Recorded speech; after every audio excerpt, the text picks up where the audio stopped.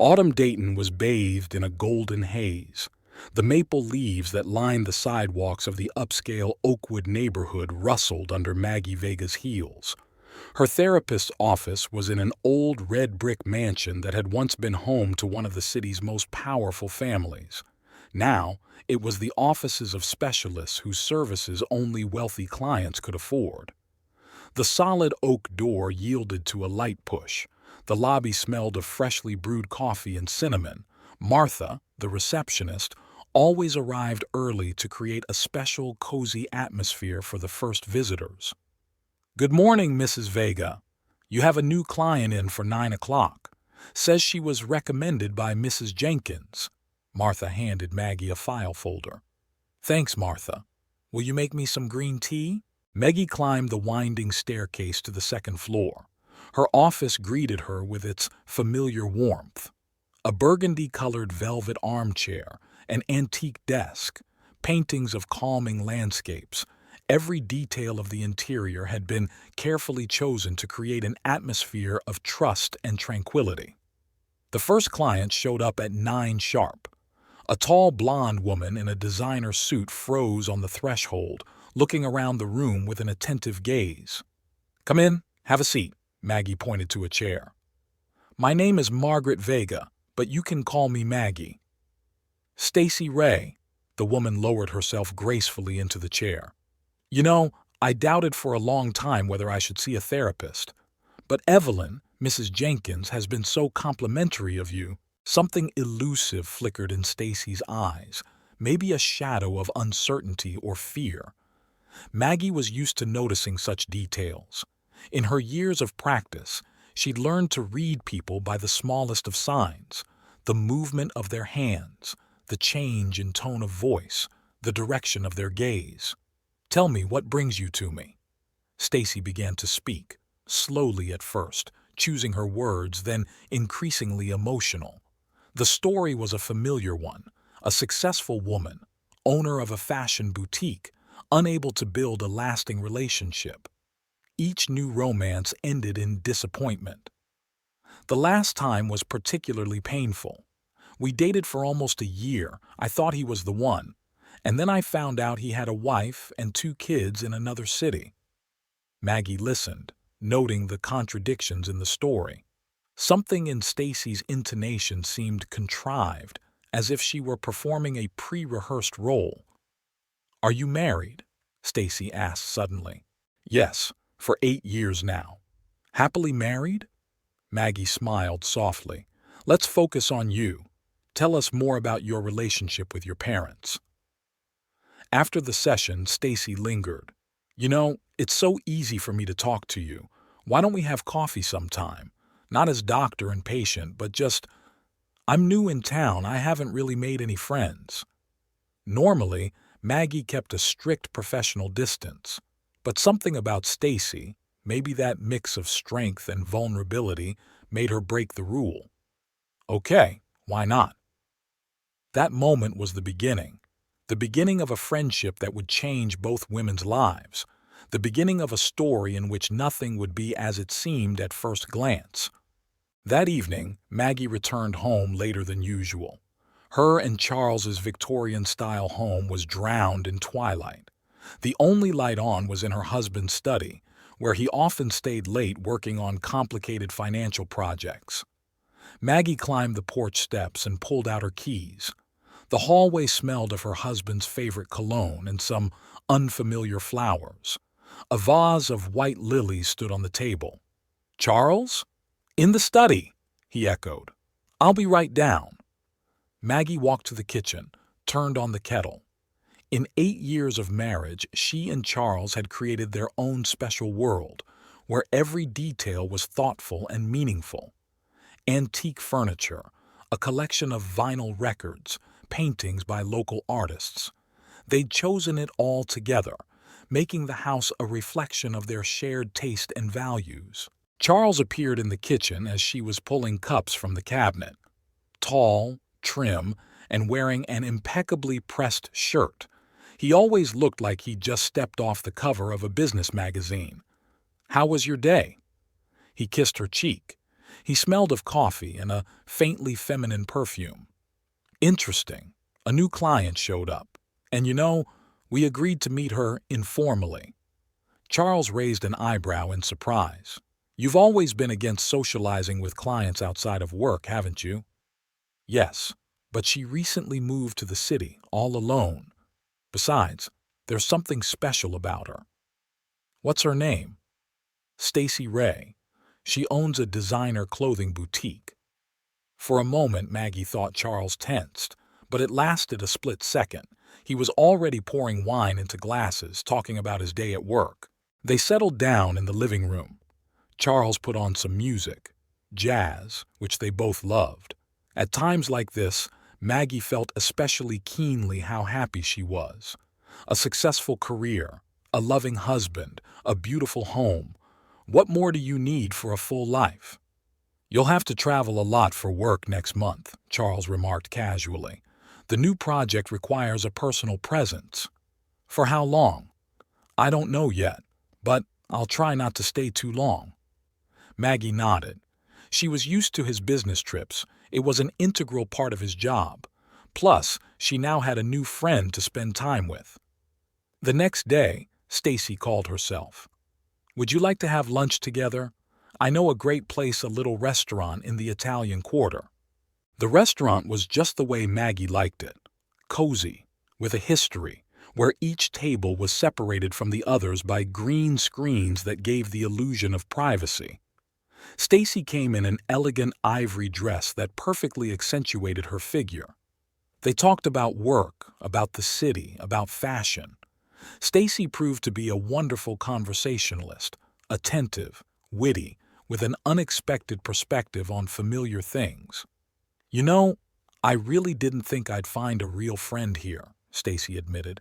Usually, women are wary of me.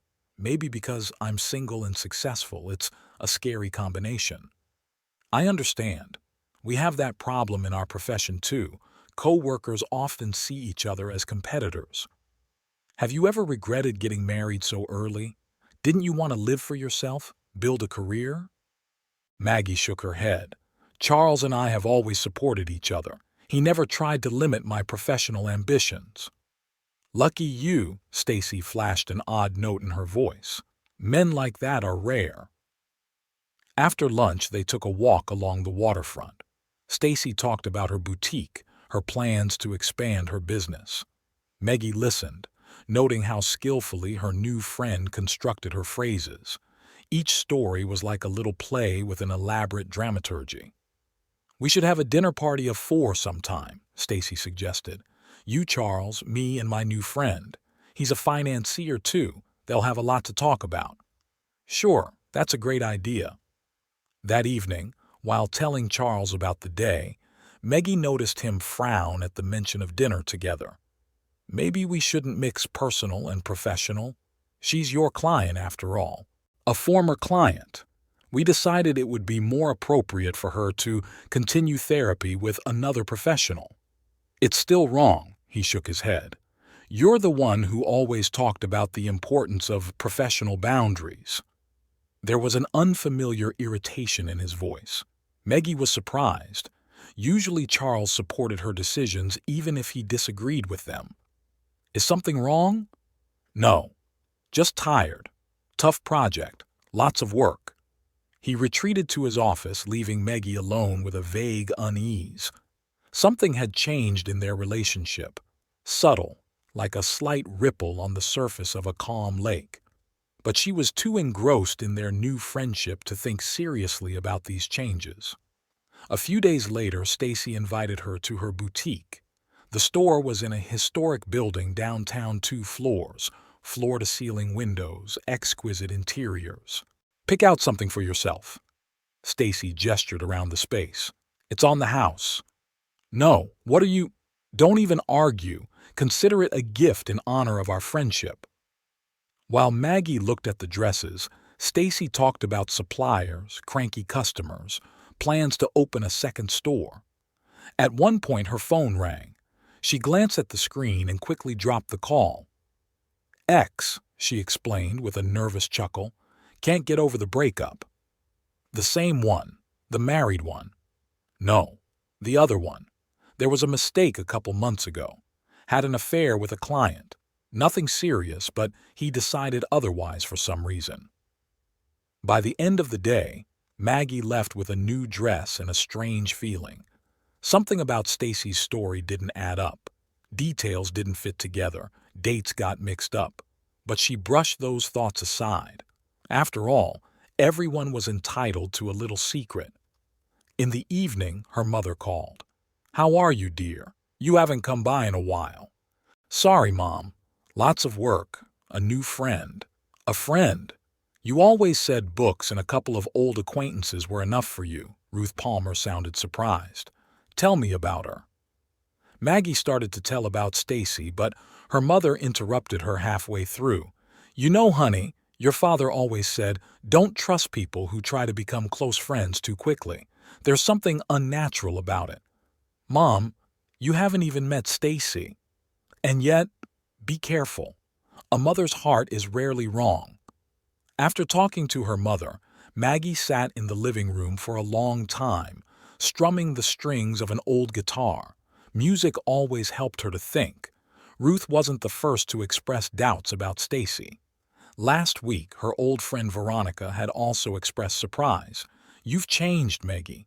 You used to be more selective." But isn't it bad to change habits sometimes? Couldn't a successful, confident woman afford a new friendship?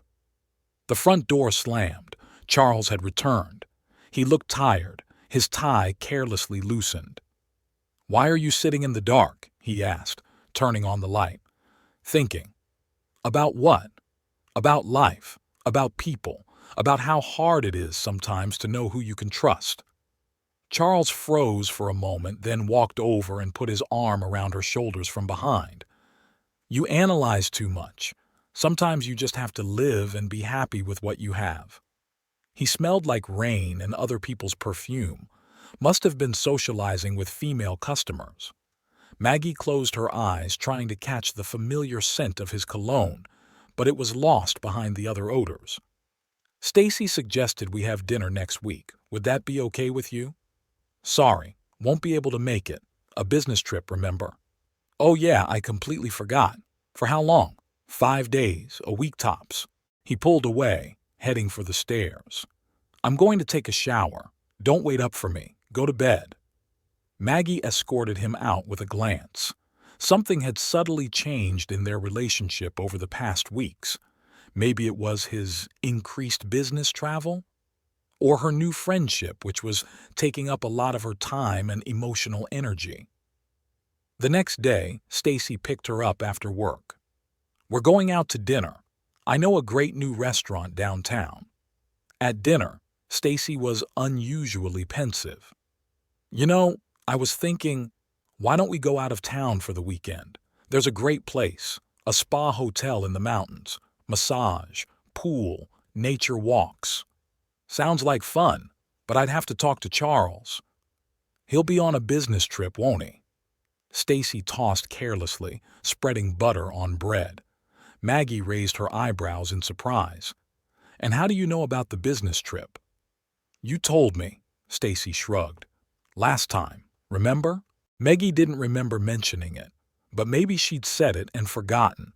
The last few days had been busy, details jumbled in her memory. "By the way, I met a client of yours here, Evelyn Jenkins. She spoke so warmly of you." "Really? I thought you two didn't know each other. I thought you said you came to me on her recommendation, but you never spoke to her personally." Something akin to confusion flashed across Stacy's face, but she quickly pulled herself together. "Oh yeah, right. We just met recently. She came into my boutique." When she got home that evening, Maggie couldn't sleep for a long time. Her mind was reeling with scraps of conversation, inconsistencies in Stacy's stories, strange coincidences. Her professional habit of analyzing people's behavior kept her awake. She went down to Charles's office to check her email from her home computer. A forgotten folder of documents lay on the desk. Maggie ran her eyes over the top sheet. It was a hotel reservation. The same spa hotel in the mountains that Stacy had mentioned. The reservation was for the next weekend, the time of Charles's supposed business trip. Maggie closed the folder, returned it to its place. A vague unease grew inside, but she drove it deeper. After all, she had no reason not to trust her husband, and yet, something elusive eluded her understanding. Some detail didn't add up to the overall picture of an ideal life. A therapist's intuition rarely failed Maggie. The week after the discovery of the documents in Charles's office dragged on endlessly. Every phone call, every message from her husband was now perceived differently. She involuntarily searched for a double bottom, a hidden meaning in them. On Friday morning, as Charles packed his suitcase for his business trip, Maggie watched his movements. He was folding his things with an uncharacteristic care.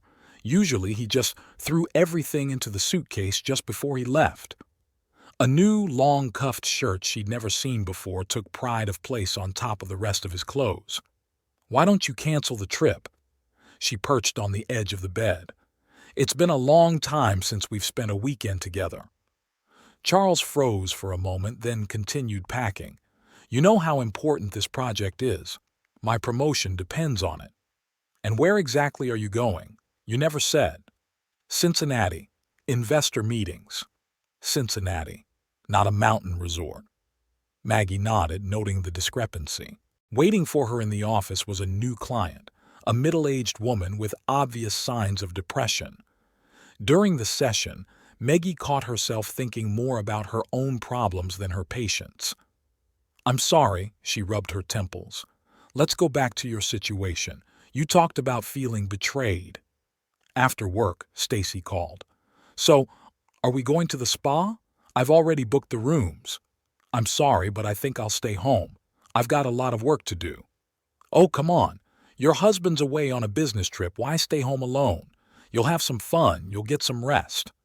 Stacy's insistence was beginning to annoy, as was her knowledge of Charles's plans. "Some other time," Maggie said firmly. Instead of the spa, she decided to visit her mother. Ruth Palmer's house was in the old part of town, small but cozy, with an overgrown garden and a swing on the veranda. Everything here was still the same as it had been in Maggie's childhood. "You seem troubled." Ruth was pouring tea into antique rose cups. "Trouble with Charles?" "No. I don't know. Maybe." Maggie recounted her suspicions, her husband's strange behavior, Stacy's persistence. "And this new friend of yours, she never asked about Charles, about his work, his habits?" "She did, but it's normal to be interested in a friend's life, isn't it?" Ruth shook her head. "You know, when your father started cheating on me, I didn't want to see the obvious for a long time either. We see what we want to see." "Dad was cheating on you? You never told me about it." "What's the point? He's long dead and it's best not to reopen old wounds." On the way home, Maggie stopped at the supermarket. In the vegetable section, she ran into Evelyn Jenkins. "Maggie, it's so good to have met you. I've been wanting to talk to you for a long time." "About what?" "About Stacy Ray. Did she really come to you on my recommendation?" "Yeah, why?" "That's odd. I'm not familiar with her. More to the point, never heard of her until last week when she came to my store." Maggie felt a chill run down her spine. Stacy's first serious lie was no longer an assumption. It had taken on a concrete shape. At home, she turned on her computer and opened a search engine. Stacy Ray Dayton Boutique. Nothing. Stacy Ray Business. Again, nothing of substance.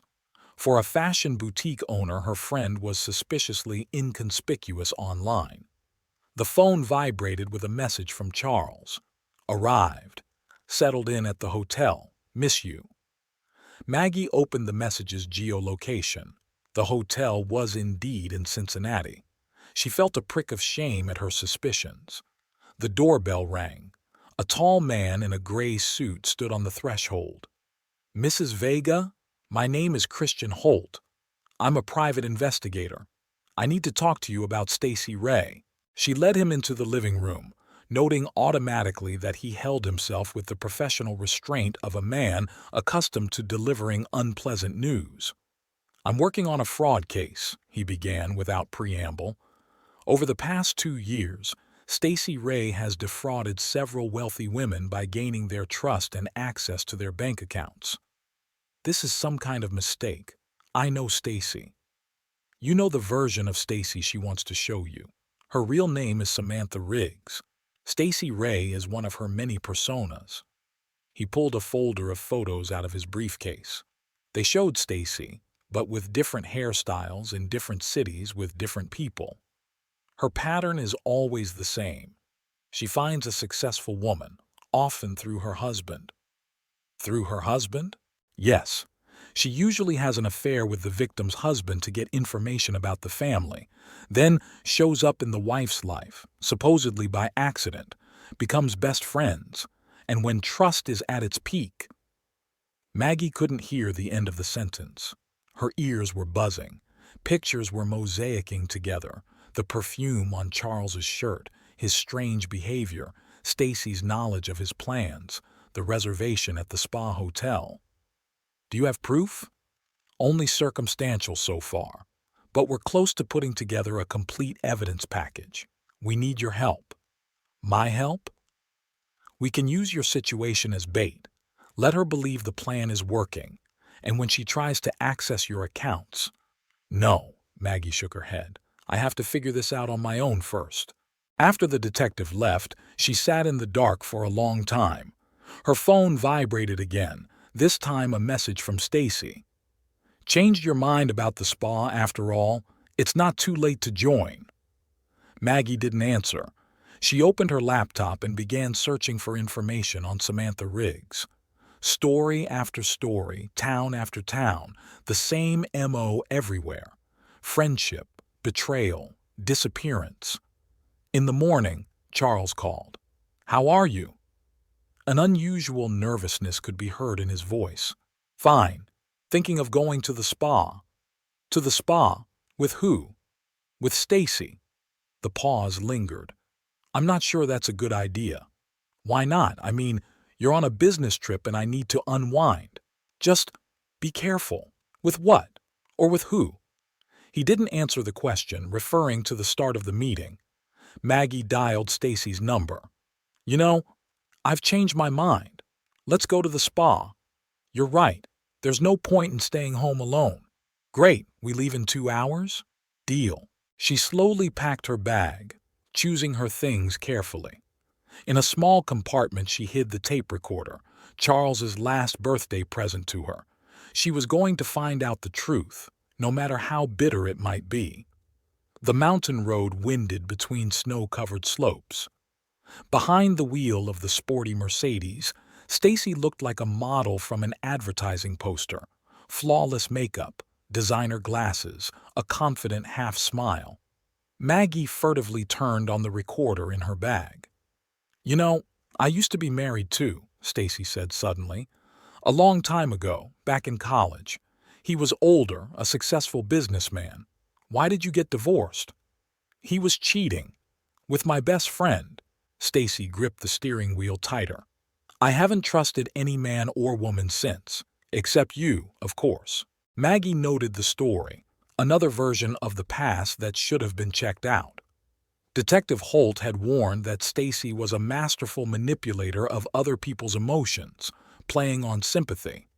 The spa hotel was luxurious, an Alpine-style stone building surrounded by century-old pine trees. In the parking lot, Maggie spotted a familiar car, one just like Charles's. Coincidence? Or another confirmation of her suspicions? "Why don't we have lunch first?" Stacey suggested. "The hotel restaurant has terrific food." Live music was playing in the restaurant's spacious dining room. They took a table by the window that overlooked the snowy valley. Stacey ordered a bottle of expensive wine. "To our friendship," she raised her glass. "You know, I'm so glad I met you. You have no idea how hard it is to find a true friend at our age. Especially when you introduce yourself by someone else's name." The words came out before Maggie could stop herself. Stacy froze with her glass in her hand. What are you talking about? Samantha Riggs, is that really your name? The smile slowly slid off Stacy's face. Something predatory flashed in her eyes for a moment, but she quickly pulled herself together. Who told you? It doesn't matter. What matters is that it's true. Stacy set her glass aside. You don't understand. I'm forced to change my names. There are dangerous people after me. I trusted you. I thought you would understand. And Charles, is he part of your plan too? What does Charles have to do with this? Don't pretend. I know about your scheme. Affair with your husband, friendship with your wife, access to the accounts. Stacy laughed, coldly, without a shadow of mirth. You're wrong. It's not like that at all. Then explain it. Okay. Stacy leaned closer. But not here. Let's go to the suite. It's safer there. They went up to the third floor. The room turned out to be a suite with panoramic windows and a fireplace. Stacy pulled a bottle of whiskey from the bar. Have a seat. It's going to be a long story. Maggie sank into the chair, discreetly checking to make sure the recorder was working. I do change names and cities, Stacy began, but not because I deceive people. I help women expose unfaithful husbands. What? That's my job, a private agency for detecting adultery. We get an order, I get into the husband's confidence, gather evidence. And who ordered the background check on Charles? Stacy hesitated. Your mother. What? No, that's a lie. Ruth approached us a month ago. She noticed a change in Charles's behavior, became concerned. Stop it, Maggie stood up. I don't believe a word you say. At that moment, the door of the suite opened. Standing on the threshold was Charles. I think it's time we all had a straight talk, he pronounced. Maggie felt the ground go from under her feet. So she wasn't wrong. They really were in cahoots. Not here. Stacy walked quickly to the door. It's safer in the next room. I'm not going anywhere. Maggie backed toward the window. You're both lying. Maggie, listen. Charles took a step toward her. Things aren't what they seem. Oh, really? Then how is it then? You're not cheating on me with Stacy? Or Samantha? What's her real name? They work for me, came a voice from the door. Detective Holt entered the room.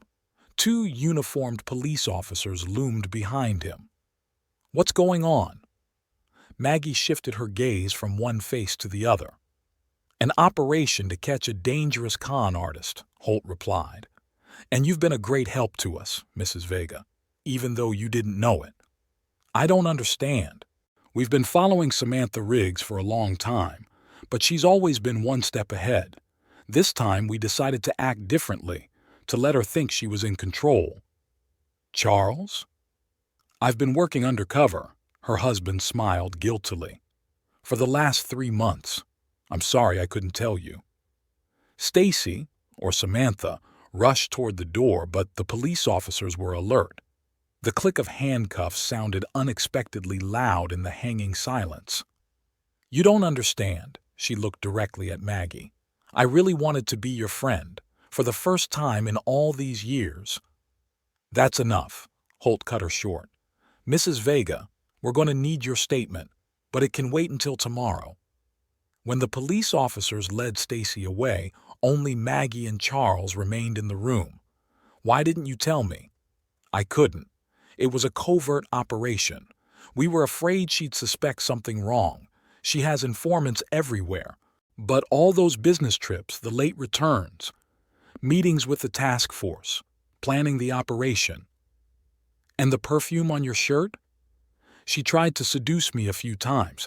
It's part of her usual scheme. We used it. Maggie sank to the edge of the bed. I don't know what to think.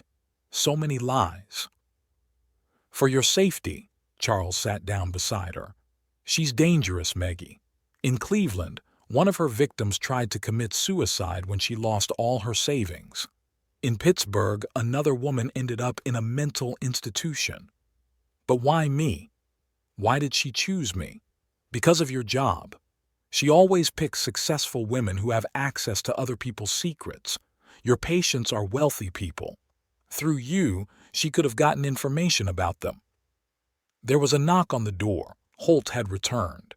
Sorry to interrupt, but there's something we need to discuss. Mrs. Vega, we have reason to believe that Samantha had associates in Dayton, perhaps among your acquaintances. Martha, Maggie suddenly realized. My receptionist. She's only been on the job for 3 months, and she's the one who made Stacy's appointment with me. We'll check it out, the detective nodded. In the meantime, I recommend you go home. It's going to be a long day tomorrow. Interviews, depositions. On the way home, Maggie was silent. Charles tried to talk to her several times, but she answered one-wordedly. Her mind was reeling with scraps of conversations with Stacy, her stories, her laughter, her moments of seeming sincerity. You know what the worst part is? She finally uttered. I really considered her my friend. Despite all the inconsistencies, the weirdness, I wanted to believe in that friendship. She's a professional manipulator. Charles took her hand. Don't blame yourself. That's not the point. I'm a therapist, I should have noticed. You noticed. That's why the operation succeeded. Your doubts, your decision to go to the spa hotel, it's still bittersweet. At home, Ruth was waiting for them. When she saw her daughter, she rushed to hug her. Thank goodness it's over. I was so afraid. You knew? About the investigation? Only part of it. Holt approached me when they found out Samantha was targeting you. I had to help convince you that something was wrong. Is that why you told the story about your father cheating on you? No. Ruth shook her head. That story is true. That's why I was so scared when I found out about Samantha. I know how much betrayal can hurt. They talked until well into the night. Ruth talked about how Holt had first shown up at her house, how they had planned, how they had watched Samantha's every move. I'm sorry I had to deceive you, Charles hugged Maggie. I swear, no more lies. Even for salvation. Even for salvation, Holt called in the morning. There's news. We got Martha. She confessed to working for Samantha. Also, we checked out the boutique. It does exist, but it belongs to someone else. Samantha was using it as a front. And the real owner? On vacation for the past 2 months. A lucky coincidence for our con artist. Maggie hung up the phone and stared out the window for a long time. The last leaves were falling in the garden. Fall was taking hold. Life went on, but something in it had changed irrevocably. Trust, it turns out, is a very fragile thing, and even a lie to save it leaves behind cracks that are not so easy to mend. The Dayton police station smelled of coffee and old paper. Maggie sat in Detective Holt's office, looking at the photographs spread out on the desk. Each picture was a new city, a new victim, a new face of Samantha Riggs. She started in Portland. Holt tapped his finger on the oldest photo. 5 years ago. She looked different then, dark hair, different style of dress, but the pattern was already worked out. Tell me everything, Maggie pitched forward. I want to know who I was dealing with. Holt opened a thick file folder. Samantha Riggs was born in Buffalo, New York. Father is a stockbroker. Mother is a housewife. A perfect family at first glance. But when Samantha turned 16, a scandal broke. Her father was involved in a major fraud. What happened? He defrauded his clients of millions of dollars. The victims included their friends, neighbors, even relatives. When it all came to light, he killed himself. The mother drank herself to death. Samantha was left alone. Maggie recalled their conversations with Stacy. Many of the details now took on new meaning. After her father died, she went into foster care, Holt continued. Rich people wanted to help a friend's daughter, but a year later she disappeared, taking their family jewelry. And started her criminal career? Not right away. First there was college. She actually studied psychology. Then she worked for a charitable foundation, helping victims of fraudsters. Ironically, there was a knock on the door. A young policeman appeared with a new folder of documents. "Take a look at this." Holt spread out the fresh photos. "Recognize anyone?" Maggie took a closer look at the pictures. In one, Samantha was standing next to a tall woman in an elegant suit. "Wait a minute. That's Eleanor Vega, Charles's mother." "Exactly." Holt nodded grimly. "The picture was taken 3 months ago in Cleveland, before Samantha showed up in Dayton." "You think they know each other?" "More than that. We have reason to believe Eleanor was her accomplice." Maggie felt nausea rise to her throat. She remembered all the meetings with her mother-in-law, her strange innuendos, her attempts to control her and Charles's lives.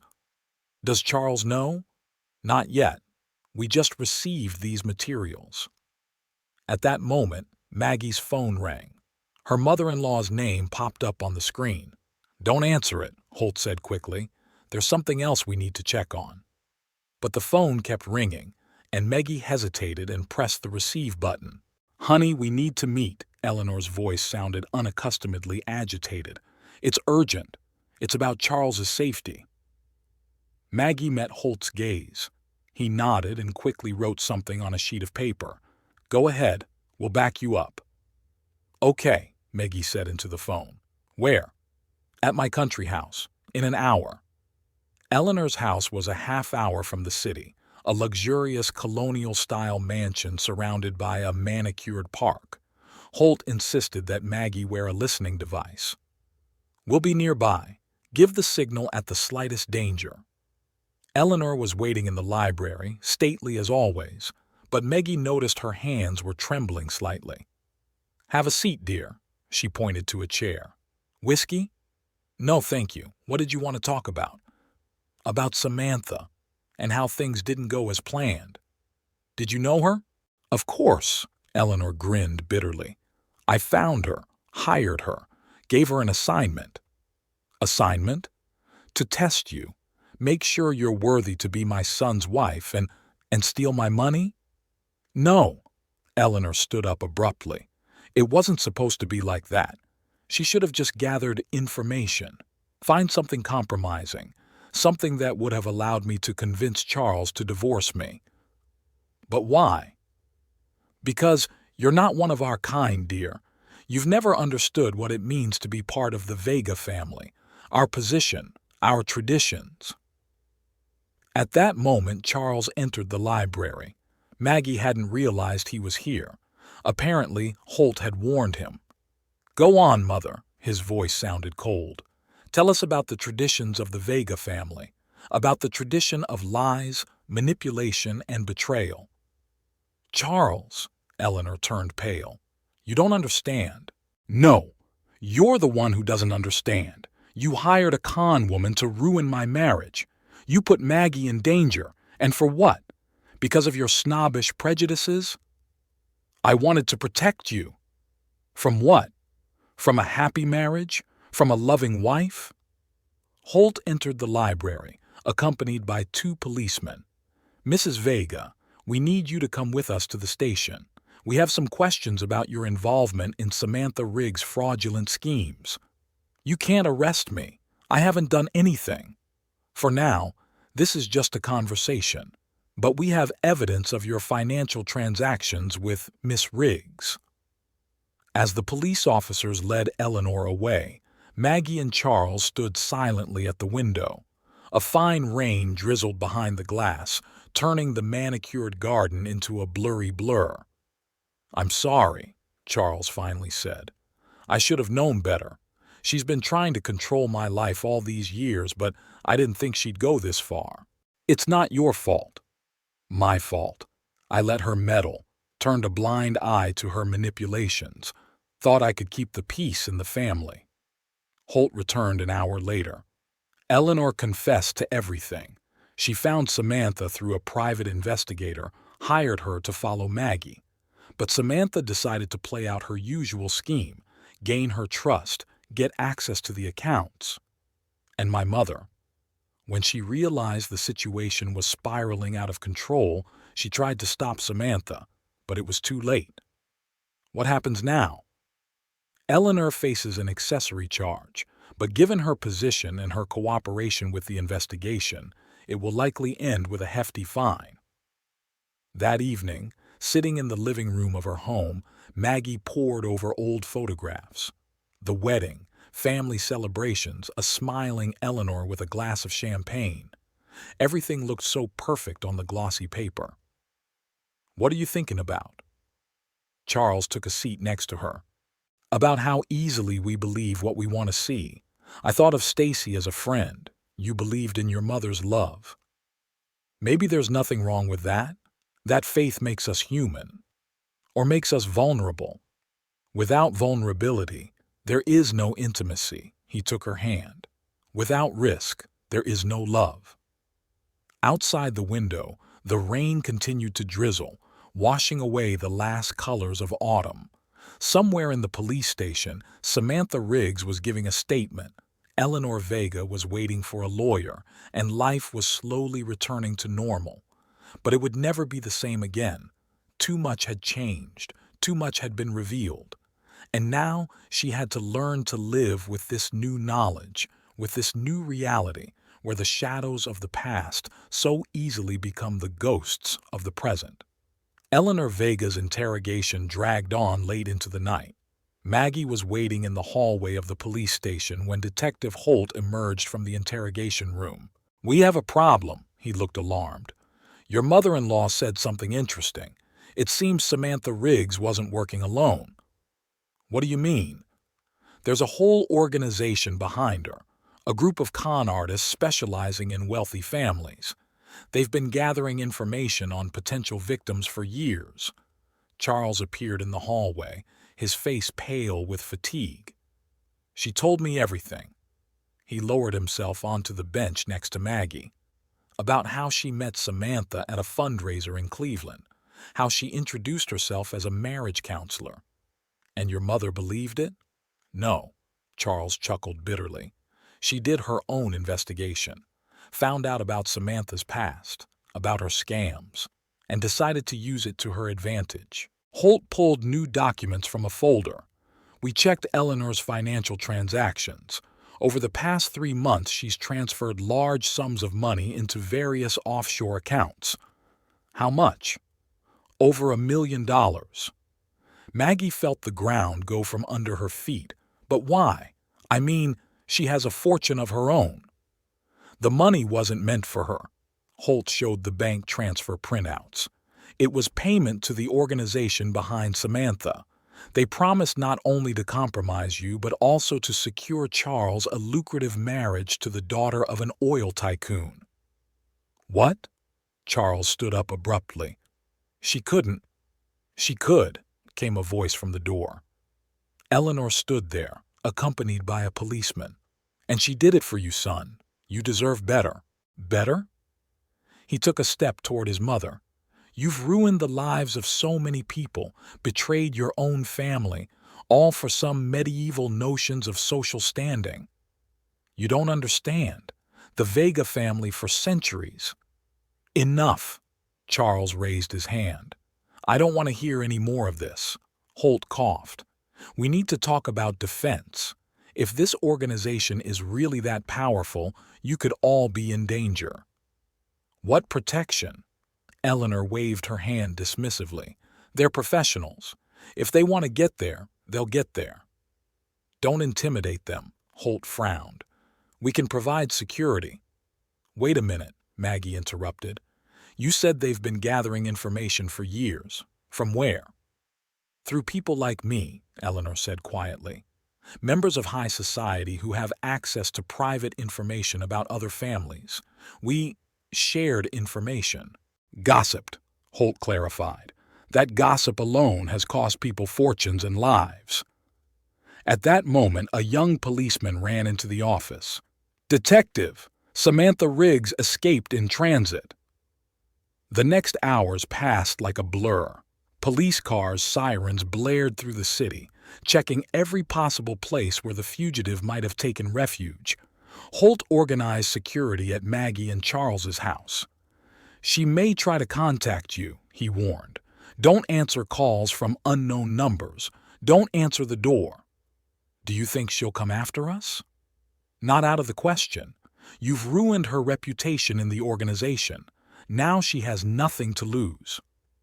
At home, the first thing Maggie did was check the alarm system. Charles walked silently through the rooms, checking windows and doors. You know what the worst part is? He finally uttered. I've always been proud of my family, our history, our traditions, and it turns out it's all just a facade behind which lies and betrayal lurk. Not all of your family is like that, Maggie hugged him. You're different. Really? Or am I just better at pretending? Maggie's phone vibrated a message from an unfamiliar number. Just 3 words. Check your email. She opened her laptop. A new email with no return address contained only an attached file. A video. Don't open it, Charles warned. We need to let Holt know. But Maggie had already pressed play. Samantha appeared on the screen, not the well-groomed beauty she pretended to be, but a tired woman with disheveled hair. Hello, Maggie. If you're watching this, that means I'm far away. But there's something you should know. What happened isn't just a scam. It's part of a bigger game, and you're still in it. She showed a folder of documents to the camera. Here's the evidence. Lists of everyone involved in the organization, their victims, their modus operandi. I hid a copy where it all started, in your office, behind a painting of a mountain landscape. Why are you telling me this? Because you're the only one who's ever really tried to understand me. And because they'll kill me if they find me first. So consider this my insurance. And an apology.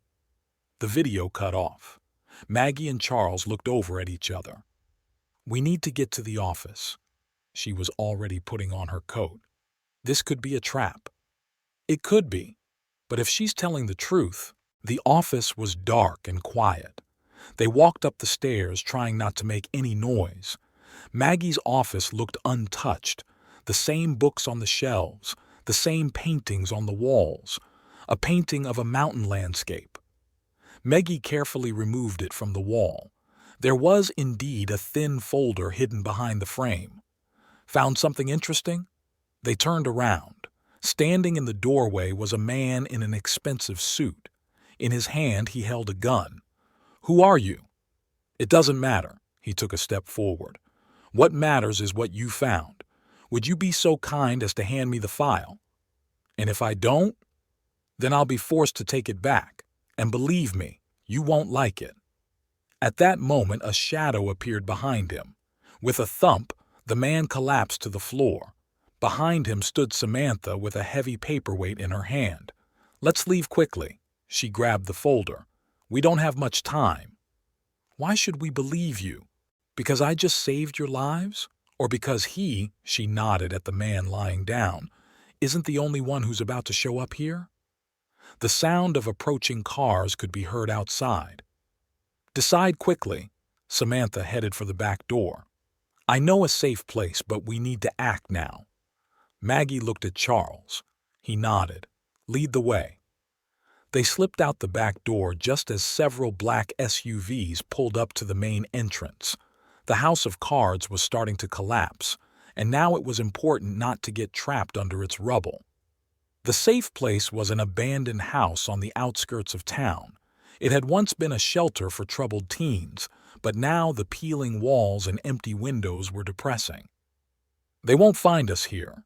Samantha led them confidently through the dark hallways. I used this place as a hiding place years ago. Why should we believe you? Charles squeezed Maggie's hand tighter. After everything you've done? Samantha stopped at the solid wooden door, because right now the truth is the only thing that can save us. The room beyond the door was surprisingly snug. A generator in the corner provided electricity. A laptop computer stood on a desk. Shelves of files stretched along the walls. Welcome to my archive. Samantha turned on the desk lamp. Here's everything I've collected over the 5 years I've worked for the organization. Organization? Maggie sank down on the shabby couch. Tell me about it. They call themselves Heritage, an elite club for the rich and powerful who want to get even richer and more powerful. On the surface, charity work and social gatherings. On the surface, it's blackmail, fraud, ruined lives. Samantha opened the laptop and turned the screen toward them.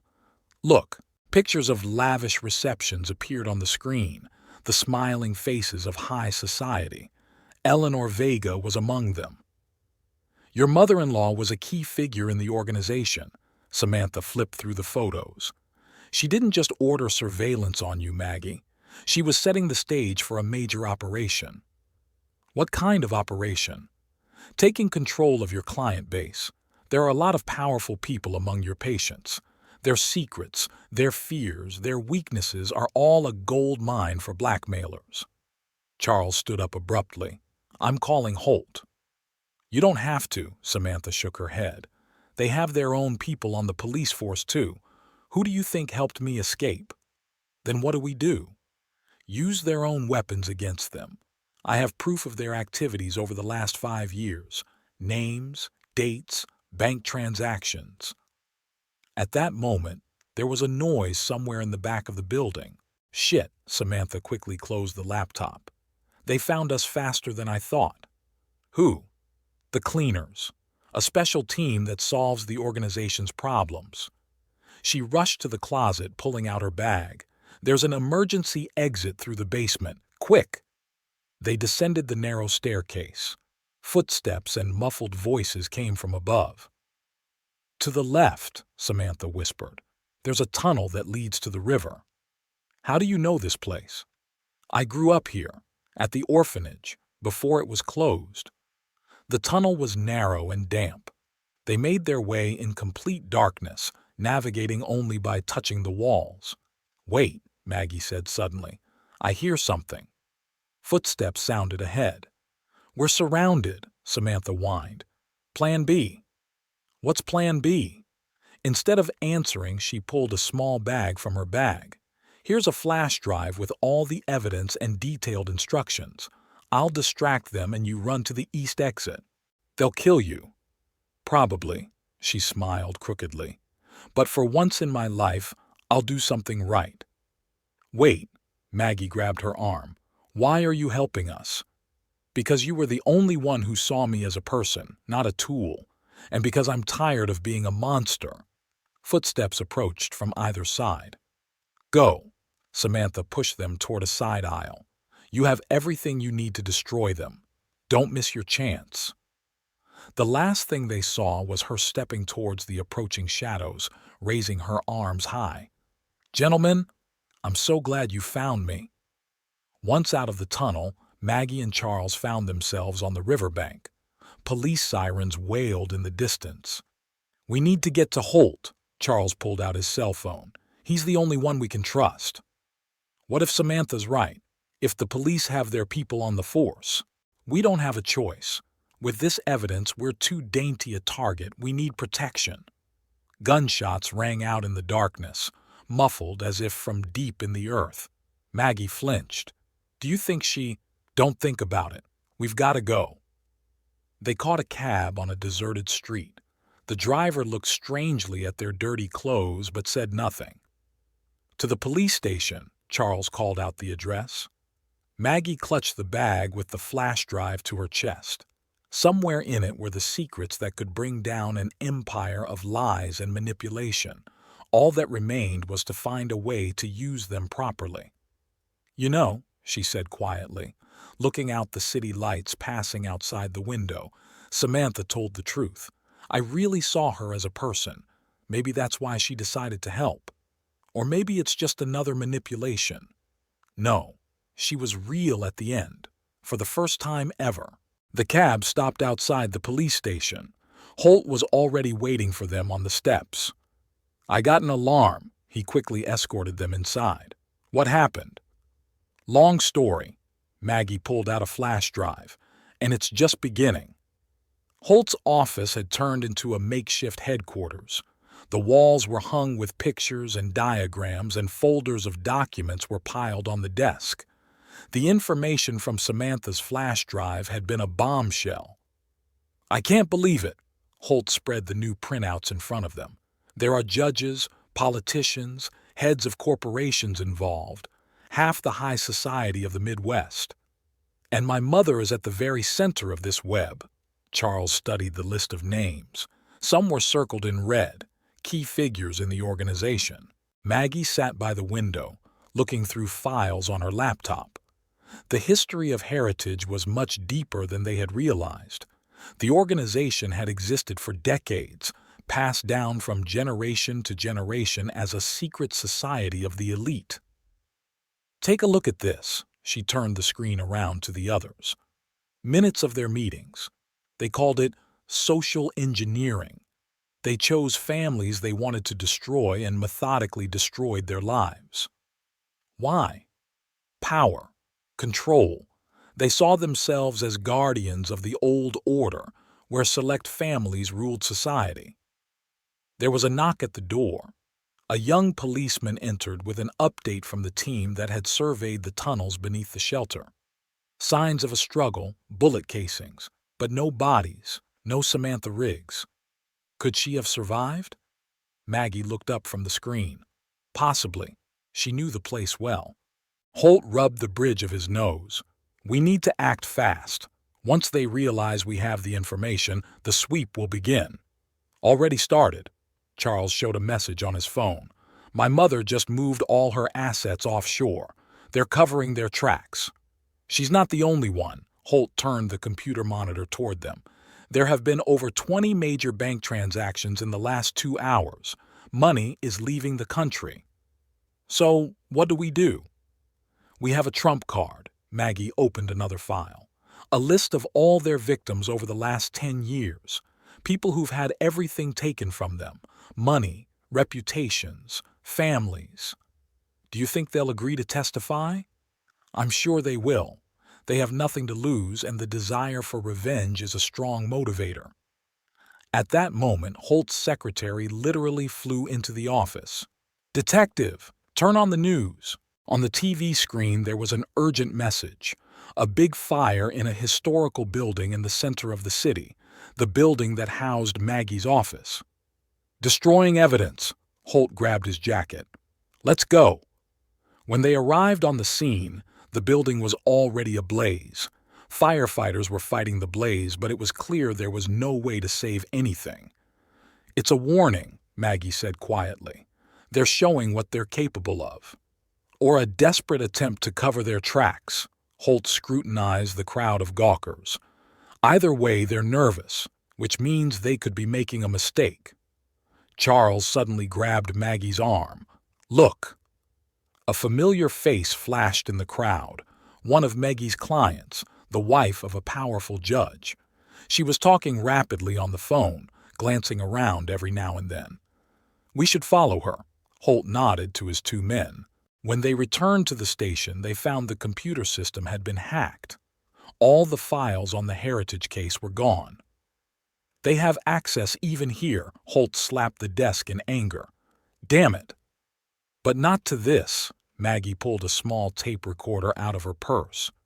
I recorded everything Samantha said in the tunnel, and I have a copy of the flash drive. Where? In a safe place. In the possession of someone no one in Eleanor's social circle knows exists. Who? My first patient. He's ex-military, paranoid. He has a bunker in the woods, packed with defense systems. Charles shook his head. That's crazy. That's exactly why it will work. They're looking for information in the obvious places. Safety deposit boxes, offices, homes. But no one will think of a recluse living in the woods. Holt tapped his fingers on the table thoughtfully. We need a plan, a way to use this information in a way that they won't have time to react. I have an idea. Maggie opened the organization's list of victims. But for that, we'll need the help of the media, and not the local ones. They're all controlled by Heritage. I have a contact at a national news outlet, Holt offered, a journalist who specializes in exposing corruption. She's influential enough that she can't just be silenced.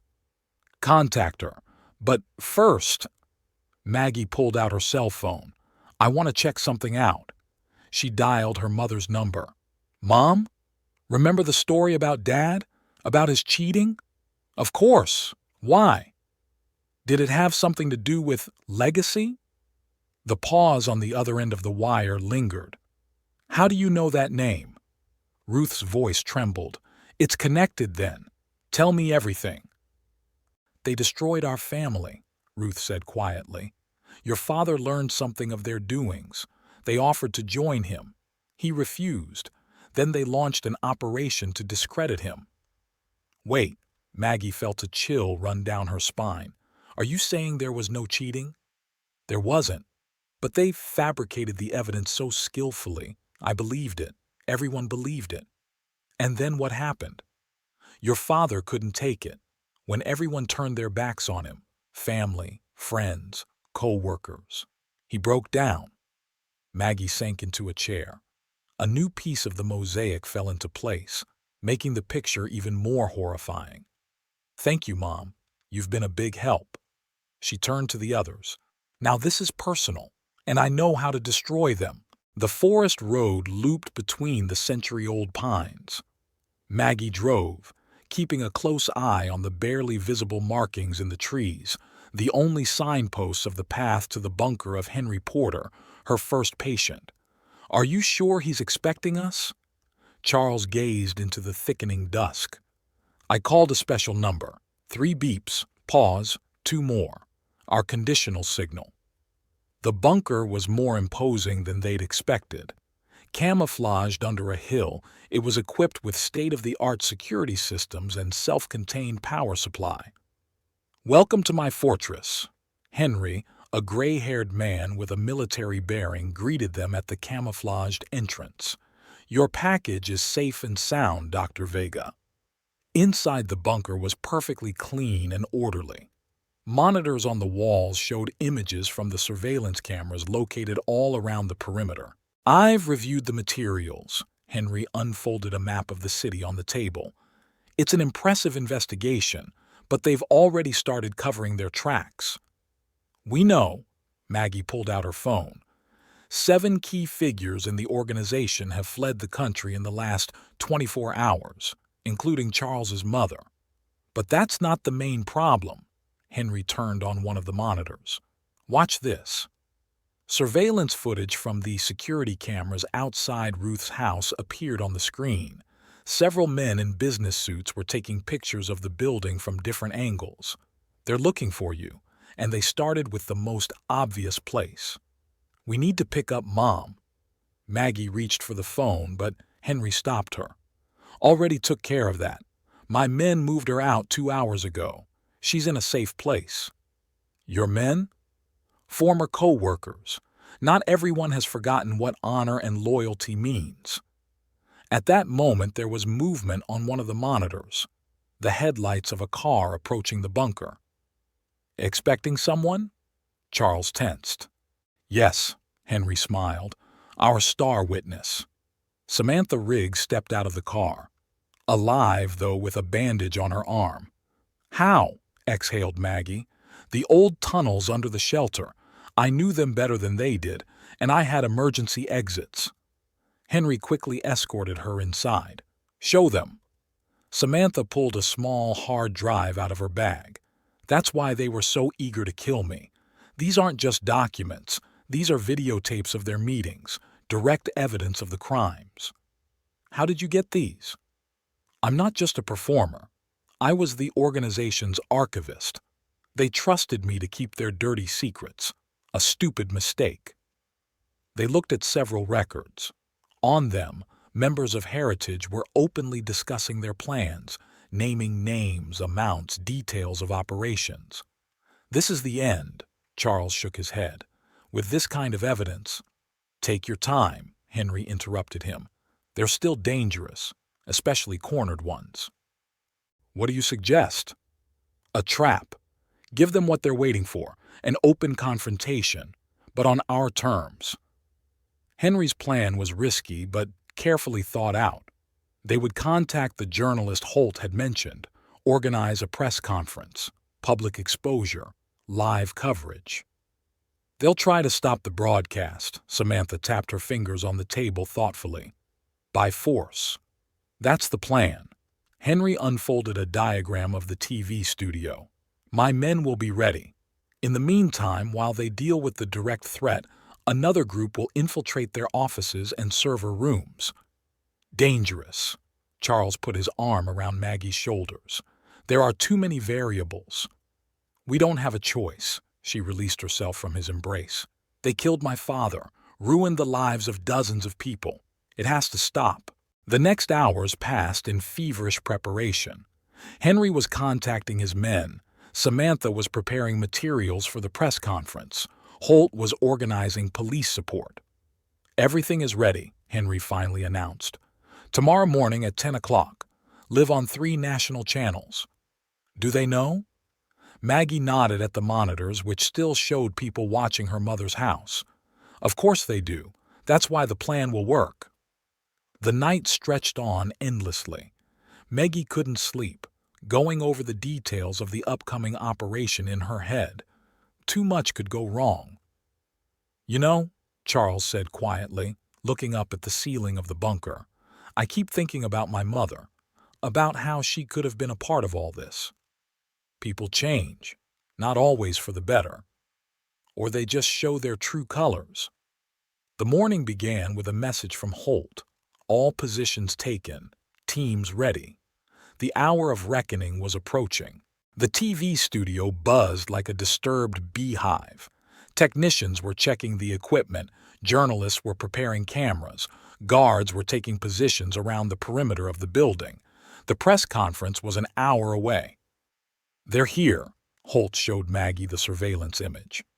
Black SUVs surrounded the building in a wide radius. 4 groups on the perimeter, another waiting in the underground parking garage. And our men? In position. Henry's group controls all entrances and exits. There are 12 undercover operatives in the press crowd. Maggie sat in the dressing room while the makeup artist applied the final touches of makeup. Her pale face was reflected in the mirror, a mask of calm with fear swirling underneath. Nervous? Samantha took a seat next to her. She was wearing a strict business suit, her hair gathered into a tight bundle. Not for myself, for everyone risking their lives for this operation. They know what they're doing, and for what. Charles peeked into the room. 5 minutes. Henry reports he's picked up movement in the underground garage. They're starting. Samantha adjusted the microphone on her jacket lapel. Ready? Maggie nodded. They made their way to the studio where the reporters had already gathered. Cameras aimed at them like predators before a throw. On the air in 3, 2, 1. Good afternoon, Maggie's voice sounded confident, though her heart was pounding like crazy. Today, we're going to tell you a story about a secret organization that has been manipulating people's lives for decades. At that moment, the lights went out. The studio was plunged into darkness for a few seconds. Then, the emergency lights came on.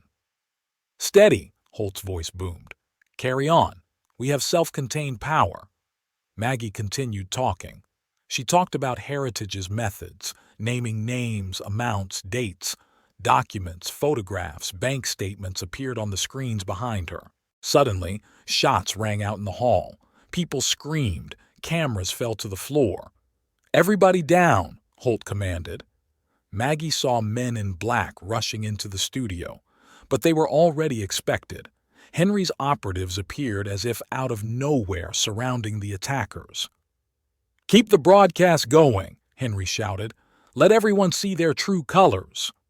The cameras kept rolling, broadcasting the chaos live. Millions of viewers watched as respected members of society tried to forcefully silence the truth. Maggie! Charles pulled her back behind a pillar. We have to leave. No, she burst out. I have to finish. She stood in front of the camera again. You see how they react to the truth. That's their true nature, violence and fear. But tonight, it will end. At that moment, one of Henry's men ran into the studio. We did it. We got their servers. All the information is already online. A sigh of relief swept through the room. The attackers, realizing they had lost, began to surrender. That's it. Samantha put her hand on Maggie's shoulder. They won't be able to hide it anymore. Over the next few hours, events unfolded rapidly. Police were making arrests all over the city. Heritage members trying to leave the country were detained at airports. Take a look at this. Holt showed them a news summary. Across the country, people took to the streets demanding an investigation. Victims of the organization began to tell their stories. "What about Eleanor?" Charles asked quietly. "Detained while trying to cross the Canadian border," Holt replied. "She knows a lot of things, and now that she's facing a real sentence, she's willing to cooperate." Maggie stared out the window of the TV studio. The sun was slipping toward sunset, coloring the sky blood red. "You know," she said, "I keep thinking about my father, about how he tried to stop them, and lost." "No," Samantha shook her head. "He didn't lose. He started the battle we ended today." "What's going to happen to you?" "Witness protection, a new identity, a new life. Maybe a real one this time."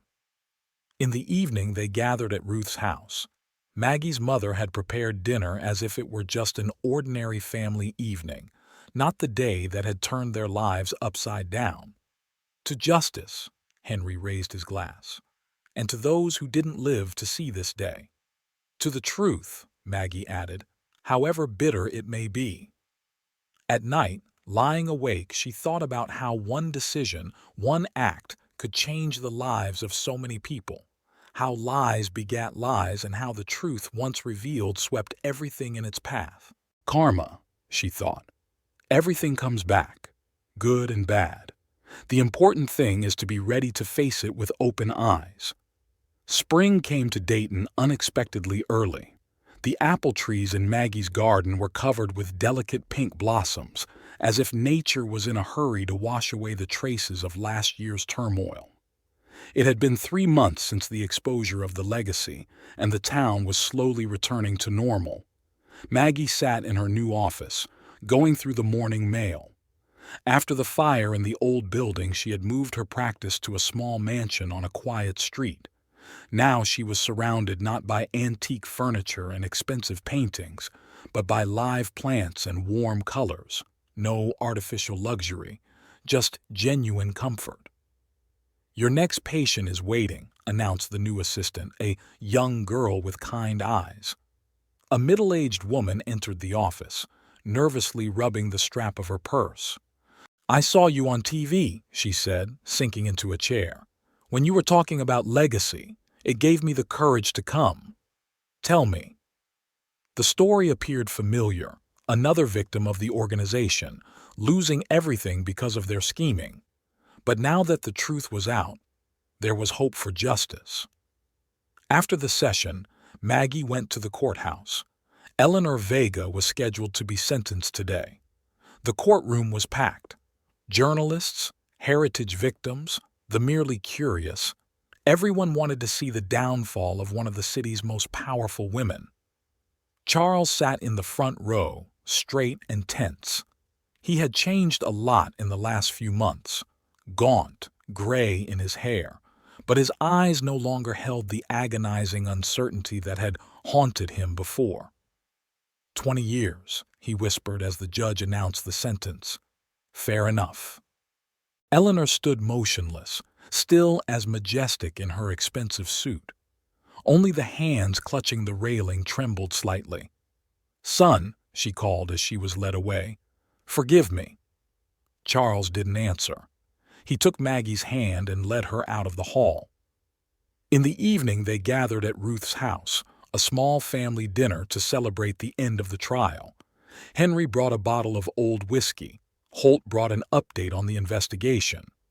"Got 3 more in Chicago," he reported, pouring whiskey into glasses. "The network is falling apart before our eyes." "What about the rest of the documents?" Ruth asked. "The ones we found on the servers?" "We're working on it. There's information on similar organizations in other states. Looks like that was just the tip of the iceberg." Maggie stepped out onto the veranda, looking out at the sunset. Behind her, people close to her were talking softly, glasses clinking. pages of documents rustling. "What are you thinking about?" Charles put his arm around her shoulders. "About Samantha. I wonder how she's doing in her new life. The latest news from the witness protection program is that she's doing well, teaching psychology at a small college on the West Coast. I hope she's finally found her way."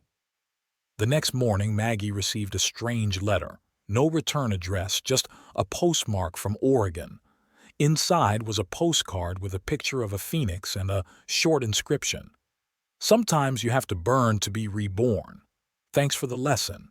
SR." Waiting for her in the office was a new patient, the daughter of a heritage member trying to cope with her father's betrayal. "How did you get over it?" the girl asked. "Finding out that the people closest to you weren't at all what they seemed." "With the help of other close people," Maggie replied, "and with the belief that the truth, however bitter, is better than the most beautiful lie."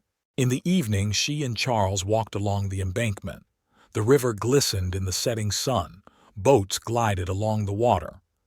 "You know," Charles said, "I'm thinking of buying a new house. Start with a clean slate." "Here?" "No, maybe in another town, where no one knows us." "What about my practice?" "You can start a new one, helping other people who have experienced betrayal." Maggie thought for a moment. Maybe he was right. Sometimes you have to put the past behind you to move on. "You know what?" She smiled. "Let's go on vacation first. To Hawaii." Charles laughed. "Really? After everything that's happened?" "Exactly. Let's turn bad memories into good ones." They walked down the promenade, holding hands, and a new life spread out ahead, without lies, without masks, without false values, a life where they could be themselves. And somewhere far away on the West Coast, the woman once known as Samantha Riggs was lecturing students on the nature of lies and the cost of truth, knowing that every word she spoke was based on real, lived experience. The phoenix was reborn from the ashes, and its new wings were stronger than before.